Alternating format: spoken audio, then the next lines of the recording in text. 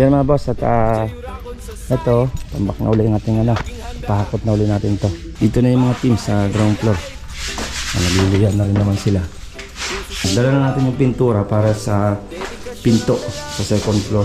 Bibilan na natin to ng plumbing ngayon, mga PVC ang plumbing. Yan, 50R pipe, bibilan na natin. Meron naman to, yung PVC panel na throw. Yan na naman ang gagawin na. Turun tayo, naka-extend tayo dito. Dahil may CR tayo sa second floor. Boss, yung ate, dala tayo ng ibang materialis sa mga hintay natin yung tiles. Pwede mo na magmasilya sa wall. Kahit kesame, pwede na rin masilyahan. Yan check natin itong block 7 Woodlands 13 Martires ng Cavite. Yan, nag-acritics na sila. Mamasilyahan muna nila ito habang hintay natin yung tiles dito.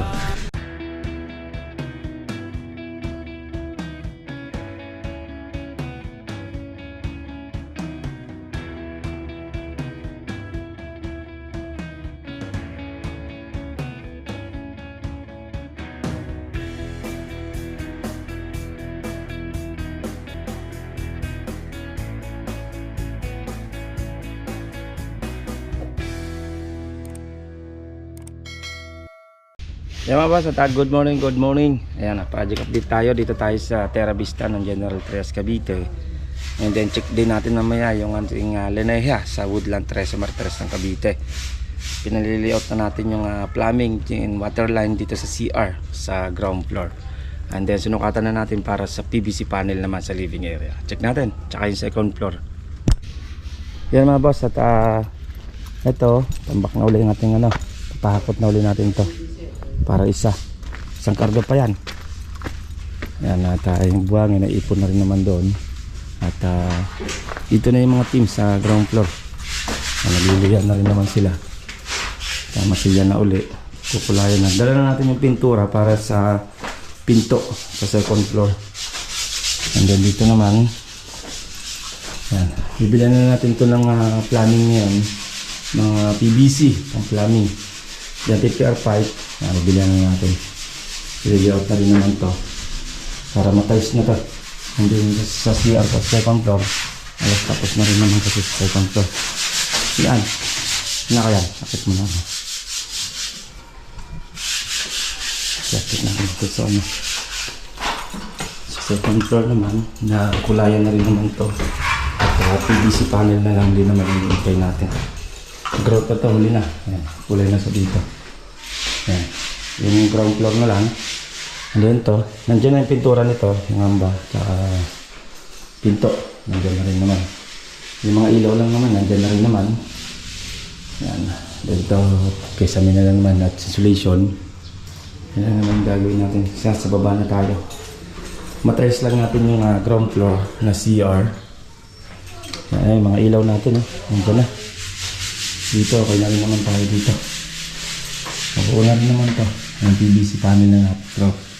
Yan na lang naman ang gagawin natin dito sa second floor. Yan. At pintura na lang ng release. Okay.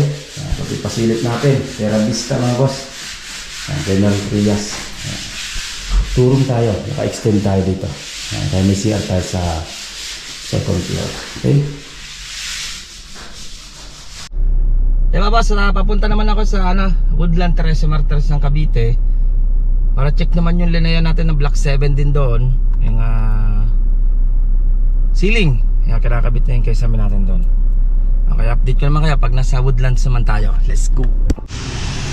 Yan mga boss, yung ate, dala tayo ng ibang materialis sa mga hintay natin yung tiles. Pwede mo na magmasilya sa wall. Kahit kesame, pwede na rin masilyahan. Epoxy, AMB. Check natin tong Woodlands natin. Ayan check natin tong block 7 Woodlands 13 Martires ng Cavite. Ay, dito naman wala pa naman tayong gagawin dito sa ground floor area. Mag-focus lang muna tayo sa second floor. Ito muna yung gusto ni Light na matapos. May takpan na rin naman nila.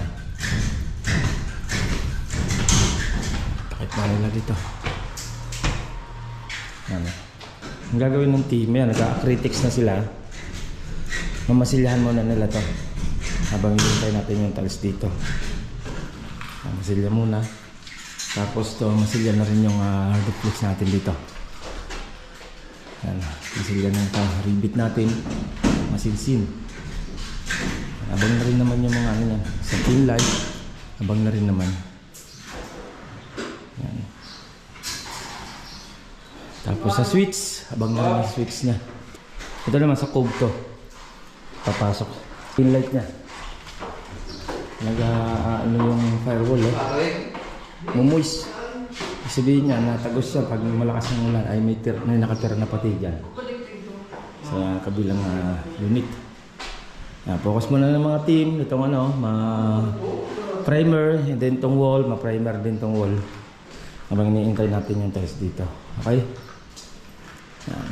Ito yung ating Linea project natin mga boss. Ito yung block 7.